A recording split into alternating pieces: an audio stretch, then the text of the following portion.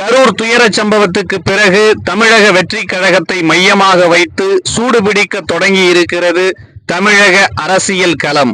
அந்த கட்சியின் பொதுச் செயலாளர், இணை பொதுச் செயலாளர் என இரண்டாம் கட்ட தலைவர்களும் பெரும்பாலான மாவட்ட செயலாளர்களும் தலைமறைவாகிவிட்டதால் கடந்த 2 வாரங்களாக மொத்தமாகவே ஷட் டவுன் ஆகியிருக்கிறது தாவேகா.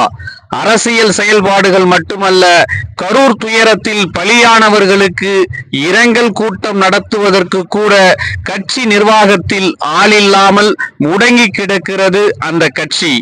தமிழகத்தில் என்றில்லை, உலகத்தில் இன்று வெற்றிகரமாக இயங்கி வரும் எந்த ஓர் அரசியல் கட்சியும் ஒரு காலகட்டத்தில் பெரும் நெருக்கடிகளை சந்தித்து நொறுங்கி உடைந்து மீண்டும் புத்துயிர் பெற்றவைதான்.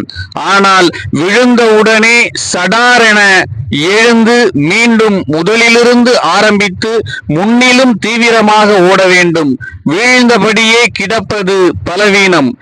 நெருக்கடிகளுக்கு முதல் ஆளாக முகம் கொடுத்து களத்தில் நிற்க வேண்டிய விஜய் வீட்டுக்குள்ளேயே முடங்கி இருப்பது அவரது கட்சி பெயரில் உள்ள 2வது வார்த்தையை ரொம்ப தூரமாக்கிவிடும். யோசிப்பாரா விஜய்?